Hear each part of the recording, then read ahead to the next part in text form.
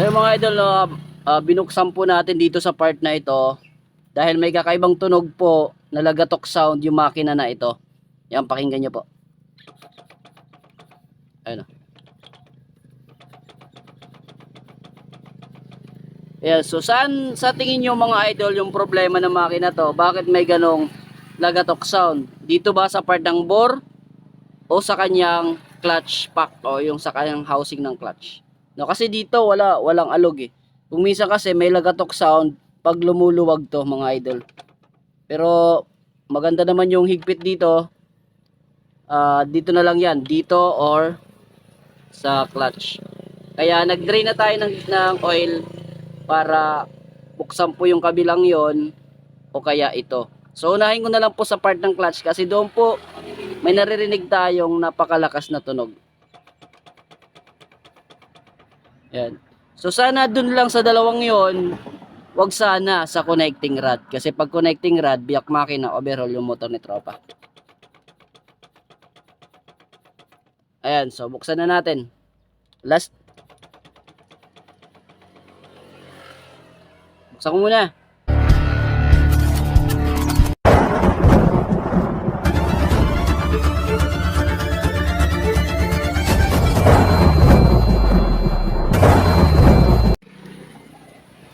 So ayun mga idol, natanggal ko na po yung mga bolt. Tagalin muna natin to. Pag ganito po yung tunog na naririnig yung mga idol, check nyo lang po sa kabila, no? Sa flywheel o kaya sa clutch.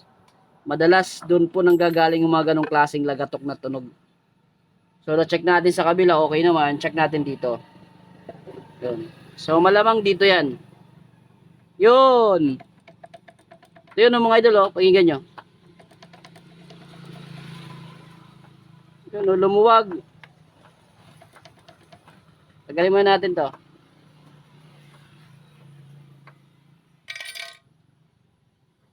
Yun, natanggal.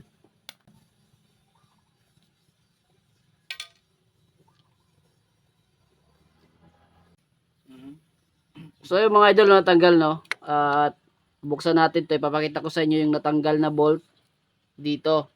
Yan, natanggal. Ito yung tumutunog, oh.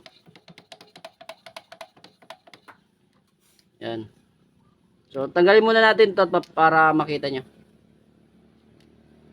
Ay mga idol, tanggalin muna natin to.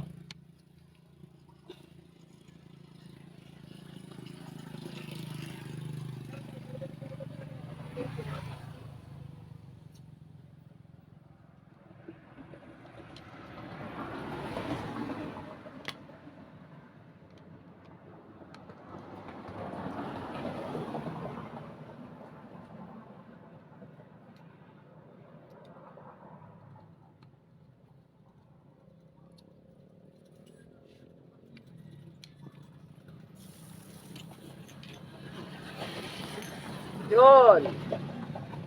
Natanggal po mga idol. Natanggal po siya. Yun, mukhang okay pa naman to kaya babalik natin.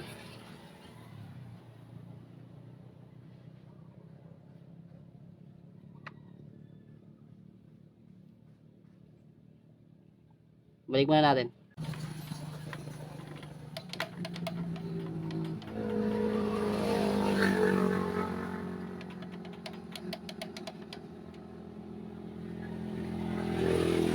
Mga idol, nagkaroon na po ng clearance yung ditong part na ito dahil nga po sa luwag. Ayan.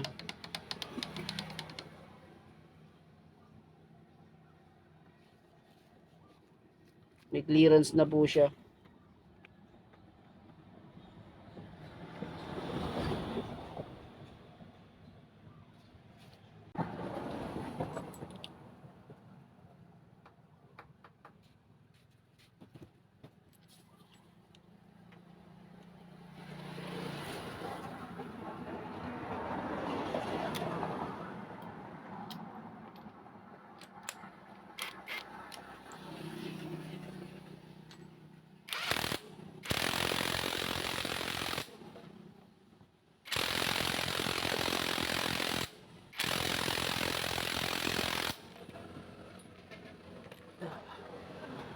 Ayan. Mga idol, tahimik na po. Wala na po yung tunog, narinig natin. Okay. So, ibabalik na natin yan. Tapos, papanda rin natin kung may lagatok pa. Kanina hindi ko na pinandar mga idol kasi baka malala po yung problema. At may madamage pa sa loob. Pero ayan, wala na. Wala nang lagatok. Balikan natin.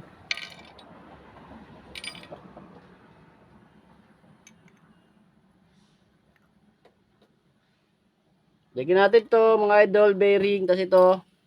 Tapos yung kanyang cover. At try natin panda rin kung mayroon pa pong lagatok. Okay?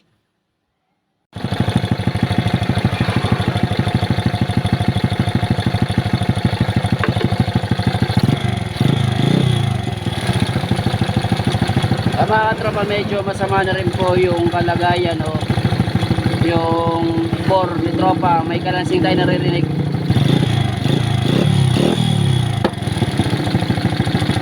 Pero yung tunog kanina na lagatok, wala na mga idol. Ayan.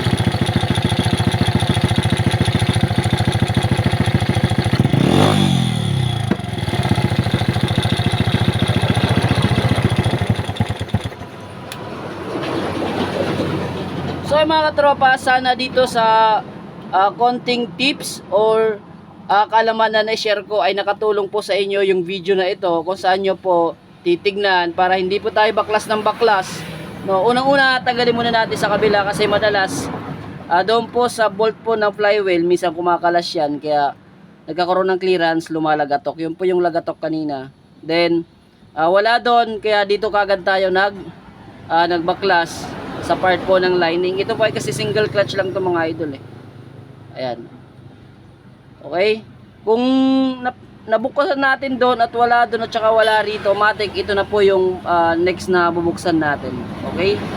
So hanggang dito lang muna yung video natin mga katropa. Sana may kayong tips at kalaman sa ginawa nating video ngayon. Alright? So dito naman tayo. Peace out muna. Bye bye!